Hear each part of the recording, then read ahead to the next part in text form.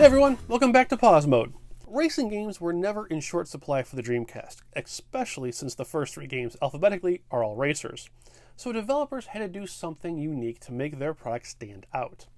Terminal Reality tried some interesting concepts with their early release of 4x4 Evolution. When the game came out originally, it featured the ability to play against PC and Mac users all online on the same servers. Players also had the ability to create maps on their computers, submit them to Terminal Reality, and if chosen, allowed it to be downloaded by everyone to the computer hard drives or their Dreamcast VMUs. Years later, despite this part not working, you can still actually get the Dreamcast online and play each other in peer-to-peer gameplay.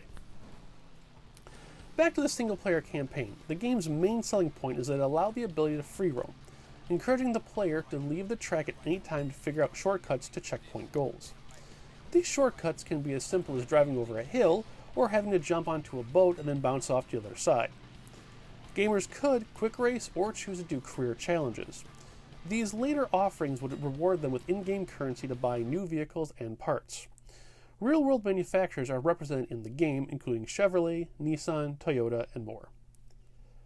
4x4 Evolution's biggest assets are its varied level design and options. Tracks range from snowy mountains, deserts, jungles, and oil fields. The player is allowed to change the time of day, weather patterns, number of rivals, your vehicle color, and more. 3 points of view during the race and a replay function with additional views provides the best angle to play at regardless of your preference. The control still holds up, as do most other parts of the gameplay.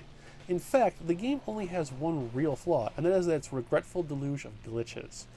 While the stages are varied and well laid out, more often than not your truck will find itself either stuck on the corner of a hill or plowing through water with no resistance effect, or the direction arrow will occasionally point you in the wrong direction.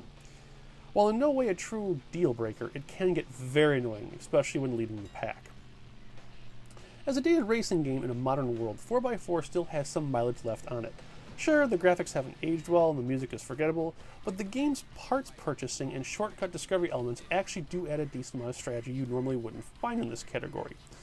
The other little bells and whistles, including being able to fine-tune the weather and the time of day, also provide enough variant in-game choices to appease even the pickiest of fans. Or variant hunters. Tracking down a copy is a mixed bag, however.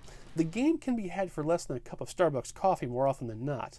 The problem comes in actually locating it. Only a handful of copies pop up on eBay, and usually they're not complete, which is surprising as this game isn't rare at all, nor is it in demand. So if you're patient enough, about $10 is what you're looking to spend once you find a viable copy of the game. It was later followed up with 4x4 Evo 2, released on the PlayStation 2, original Xbox, GameCube, and PC, with larger maps and more free-roaming environments, of course. Alright guys, that does it for another episode of Pause Mode. Game Rave TV should be back next week now that I'm no longer under the weather, and I cannot wait to get back into the saddle. As always, play, laugh, and love. I'll see you then.